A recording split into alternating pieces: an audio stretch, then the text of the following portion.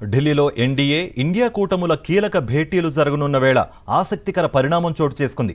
Bihar CM JDU chief Nitish Kumar, RJD నేత తేజస్వి యాదవ్ ఒకే విమానంలో ఢిల్లీకి బయలుదేరడం చర్చనీయాంశంగా మారింది. వేర్వేరు కూటములకు చెందిన వీరు ఒకే ఫ్లైట్లో ప్రయాణించడంపై ఆసక్తికర చర్చ మొదలైంది. కథలో కీలక మలుపు ఉంటుందా అనే సందేహాలు మొదలయ్యాయి. ప్రధాని మోదీకి వ్యతిరేకంగా విపక్షాలను కూడగట్టి కూటమి కట్టడంలో కీలకంగా వ్యవహరించారు నితీష్. ఆ తర్వాత అనూహ్య రాజకీయ పరిణామాల మధ్య తిరిగి ఎన్డీఏ గూటికి చేరిపోయారు. పాత మిత్రులను కలుపుకునేందుకు సిద్ధమని ఇప్పటికే ఇండియా కూటమి స్పష్టం చేసింది. ఈ నేపథ్యంలో నితీష్ కుమార్ మళ్లీ పల్టీ కొడతారా అనే డిస్కషన్ స్టార్ట్ అయింది. ఇదే అంశానికి సంబంధించి మరింత సమాచారం మా ప్రతినిధి వెంకటేష్ అందిస్తారు. ఢిల్లీ నుంచి వెంకటేష్. ఎన్డీఏ ప్రభుత్వ ఏర్పాటు దిశగా సన్నాహాలు కొనసాగుతున్నాయి. ఈరోజు మధ్యాహ్నం 4 గంటలకు ఎన్డీఏ భాగస్వామ్య పక్షాలతో సమావేశం జరగబోతుంది. ఈ సమావేశానికి హాజరయ్యేందుకు ఒకవైపు నితీష్ కుమార్, ఇంకోవైపు చంద్రబాబు నాయుడు కూడా బయలుదేరారు. సో 2 గంటల కల్లా నాయకులందరూ కూడా ఢిల్లీకి చేరుకోబోతున్నారు.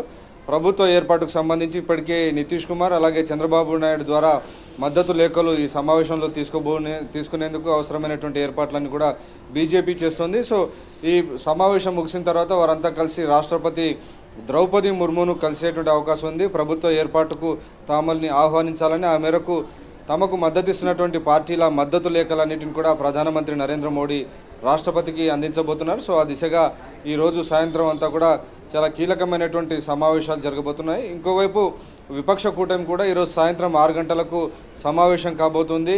ప్రతిపక్షంలో కూర్చోవాలా లేదా అధికార పక్షంలో కూర్చోవాలా, ఈ అంశంపైన నాయకులు చర్చించబోతున్నారు.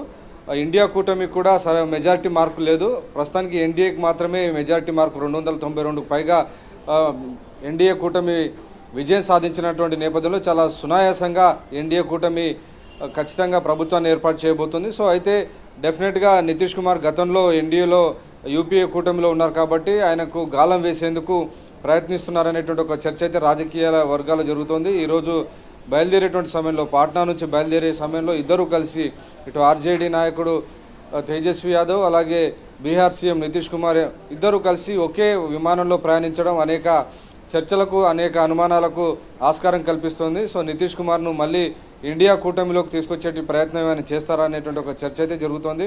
నిజానికి నితీష్ కుమార్కు 12 ఎంపీ సీట్లు ఉన్నాయి. సో ఆయన ఇండియా కూటమిలో చేరినప్పటికీ కూడా ఇండియా కూటమి మెజారిటీ మార్కును చేరుకునేటువంటి పరిస్థితి లేదు.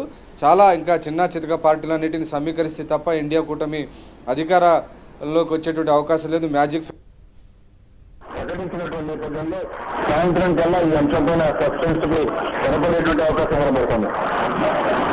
రైట్ వెంకటేష్.